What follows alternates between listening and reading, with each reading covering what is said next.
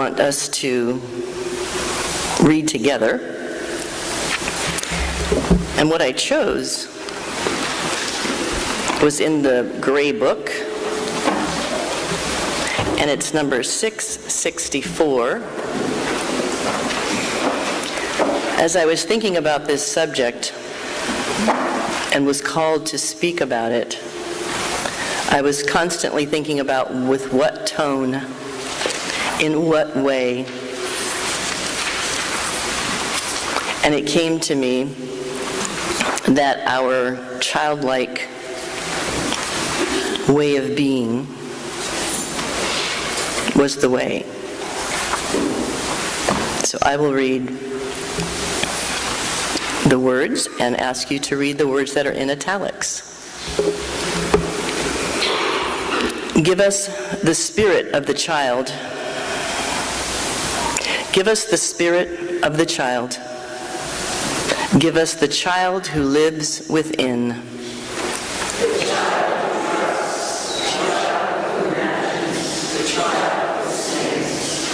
The child who receives without reservation, the child who gives without judgment.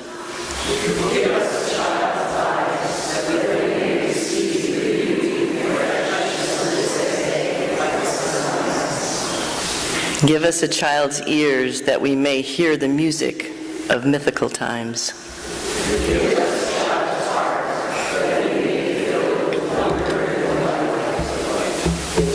Give us a child's faith that we may be cured of our cynicism.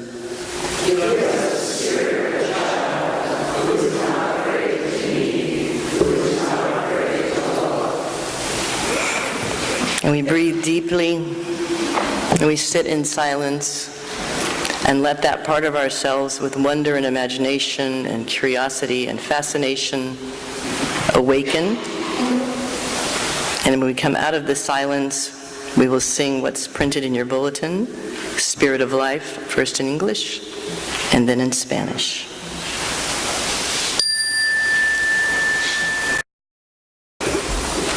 Today's reading is from the National Geographic special issue on race. Did anyone have a chance to see that or look at it? Anyone read that? A few folks. It's a pretty amazing piece, the entire magazine dedicated to the subject.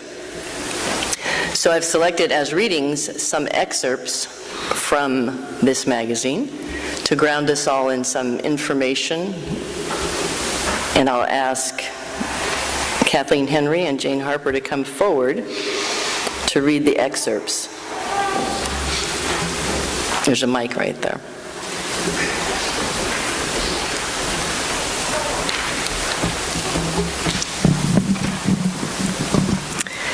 In the first half of the 19th century, one of America's most prominent scientists was a doctor named Samuel Morton.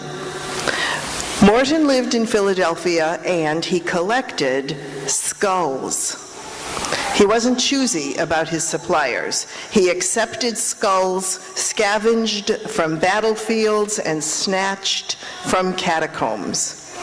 One of his most famous craniums belonged to an Irishman who'd been sent as a convict to Tasmania and ultimately hanged for killing and eating other convicts. With each skull, Morton performed the same procedure.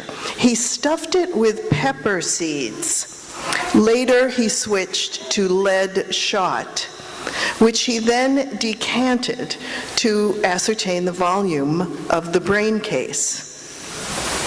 Morton believed that people could be divided into 5 races and that these represented separate acts of creation. The races had distinct characters which corresponded to their place in a divinely determined hierarchy. Morton's craniometry, quote unquote, showed, he claimed, that whites, or Caucasians, were the most intelligent of the races. East Asians, Morton used the term Mongolian, though ingenious and susceptible of cultivation, were one step down. Next came Southeast Asians, followed by Native Americans. Blacks, or Ethiopians, were at the bottom. In the decades before the Civil War, Morton's ideas were quickly taken up by the defenders of slavery. Today, Morton is known as the father of scientific racism. So many of the horrors of the past few centuries can be traced to the idea that one race is inferior to another, that a tour of his collection is a haunting experience. To an uncomfortable degree, we still live with Morton's legacy. Racial distinctions continue to shape our politics, our neighborhoods, our sense of self. This is the case even though what science actually has to tell us about race is just the opposite of what Morton concluded. Morton thought he'd identified immutable and inherited differences among people, but at the time he was working, shortly before Charles Darwin put forth his theory of evolution and long before the discovery of DNA, scientists had no idea how traits were passed on. Researchers who have since looked at people at the genetic level now say that the whole category of race is misconceived. Indeed, when scientists set out to assemble the first complete human genome, which was a composite of several individuals, they deliberately gathered samples from people who self-identified as members of different races. In June 2000, when the results were announced at the White House ceremony, Craig Venter, a pioneer of DNA sequencing, observed, quote, "The concept of race has no genetic or scientific basis. Over the past few decades, genetic research has revealed two deep truths about people. The first is that all humans are closely related, more closely related than all chimps, even though there are many more humans around today. Everyone has the same collection of genes, but with the exception of identical twins, everyone has just slightly different versions of some of them. Studies of this genetic diversity have allowed scientists to reconstruct a kind of family tree of human populations that has revealed the second deep truth.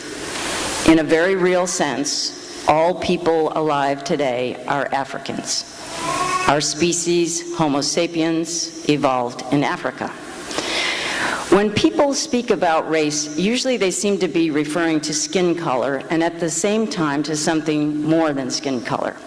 This is the legacy of people such as Morton, who developed the, quote, science of race to suit his own prejudices and got the actual science totally wrong. Science today tells us that the visible differences between people are accidents of history.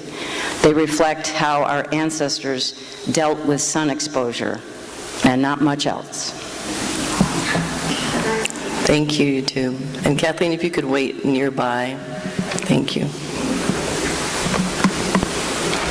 So at this moment, we give thanks for a place such as this, where we can have a conversation and read things such as this, in this beautiful place we call the Meeting House, that stays vibrant and strong with your attendance and with your gifts. So we gratefully receive your gifts as the choir comes forward to give us another musical offering. For scientific basis. Anyone remember it? Remember reading any articles, all the conversations that happened afterwards, all throughout the country, about acknowledging that? Do you remember that? No, didn't happen. Didn't happen. So here we are. Now the National Geographic decided to take it on in full color. And speaking of color, in some of the pews, you might see something that looks a little bit like this. These are photographs of individuals and their faces are placed in front of little color chips. I know if you pronounce it Pantone or Pantone. One of the artists in the group can tell me what that is. Pantone.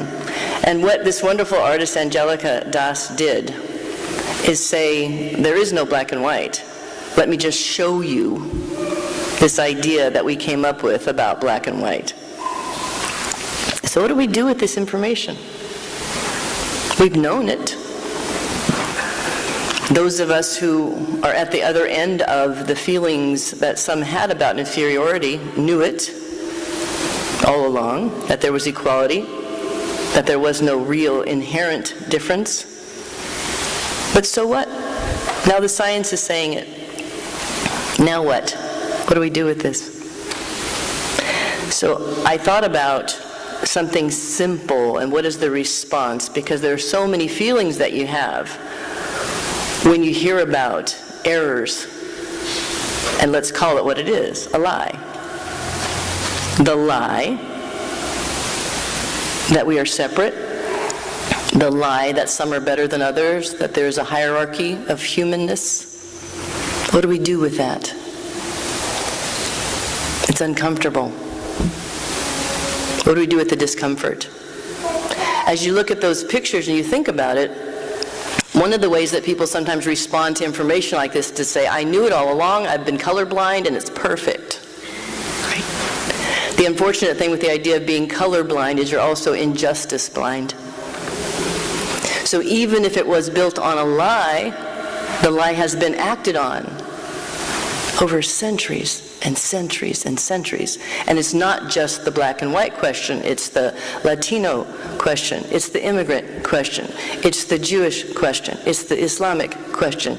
Whatever it is that we have come up with to decide to divide ourselves, we do it without investigation.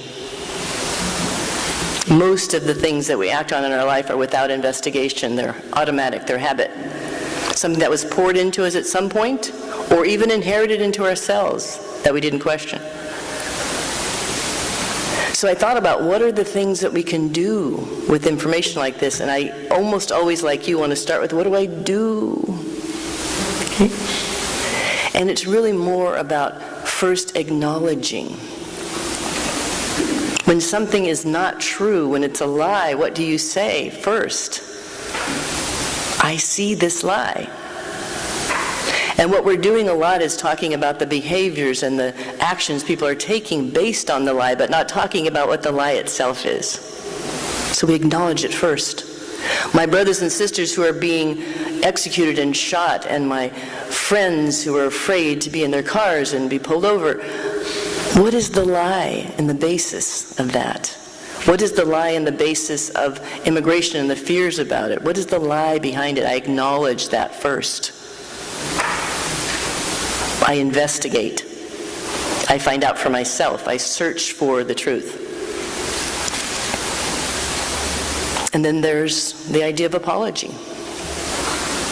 When I have been someone who perpetrated a lie or was indifferent to it, I apologize. I had an experience once going to the South, which I tried to avoid at all costs, but I was the chair of a nonprofit board, and I had to go to South Carolina and speak. And it happened to be in a plantation home that the people who owned it were very proud of. Beautiful place. But I walked in and I had an experience I'd never had in my life before. I walked in and I saw a woman coming down the stairs with the rag tied on her head with her buckets and her rags. And I almost lost my legs. I had this feeling just to get on the floor and just touch it with my hands and say to her, I'm so sorry. That I saw her face, I saw the pain, I saw the work, and the gleaming floors.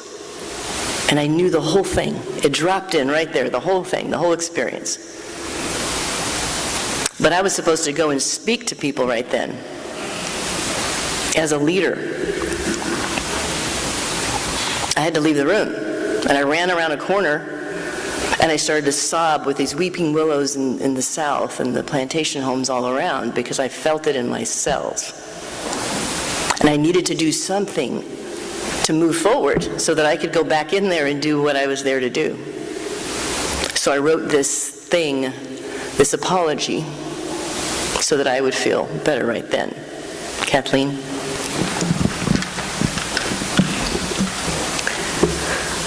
Dear African American, this is the United States of America speaking. We apologize for stealing you from your homeland, tearing your families apart, stacking you less than animals in the bottom of boats for months, living in the excrement of those around and above you. We apologize for rewarding your survival with being sold into slavery, and for the beating and submission of you for the purposes of building wealth that you could not access in any way. We apologize for requiring you to raise our children while we sold yours as soon as they were old enough to work, or put them to work as soon as they were able to stand. We apologize for hanging your men by their necks on trees, for having the audacity to behave like men.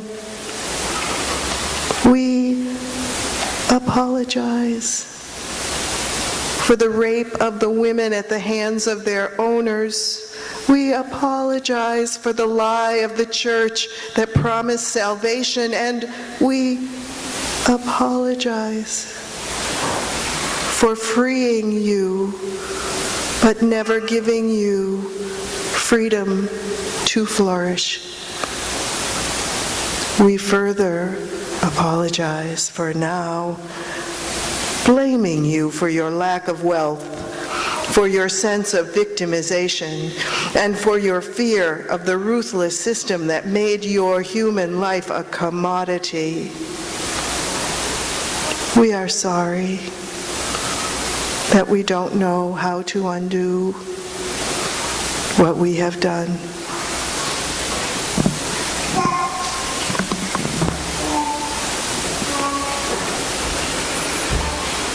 Imagine the healing that could happen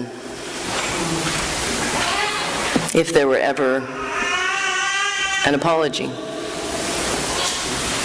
for this and so many other things.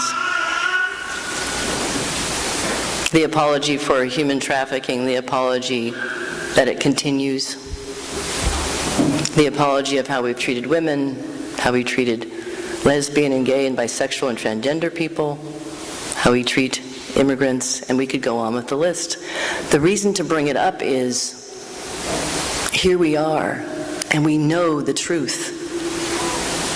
This information, this intellectual idea of race came from our mind, which is not where our intelligence lies. As you research and look into it, you will find that the heart actually gives more information to the brain than vice versa. There's actually more intelligence in our heart than we ever knew. There are actual cells that are intelligent in the heart. If we were to live from there, think from there, feel from there, be from there, how might it be different? We acknowledge what we know has happened. We apologize. And we become aware, but the awareness comes from the heart. The awareness does not come from just the science and the study, but the feeling place, the place in us that actually knows that there's not separation, the place in us that knows what's right and knows what's wrong. Does it mean that we don't have to continue to march and continue to say and call out things that are wrong?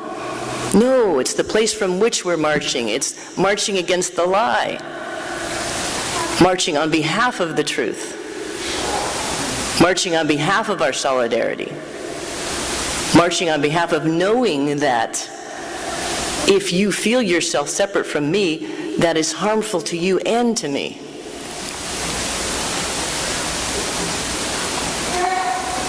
After awareness, there is action.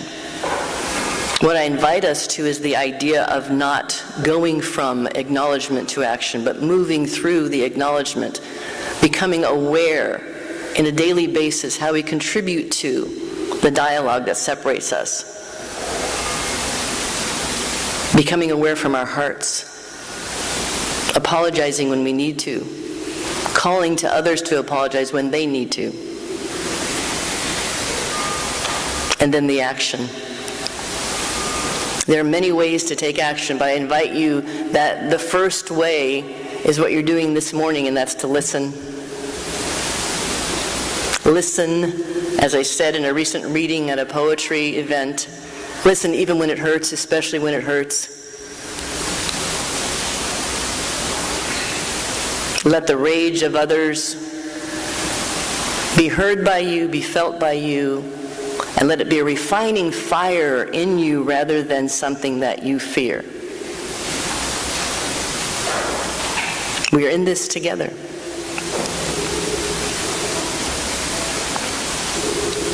I recently wrote about this idea that we are the prodigal one, each of us. We go away from our essence, which is love, and every time we return, it welcomes us with a full embrace. Every time.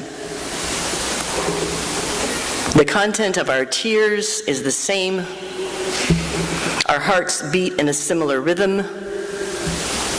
Our breath must cycle in and out. We are made of the same stuff, the stuff of the earth, the stars, and the sun. We belong to each other without exception.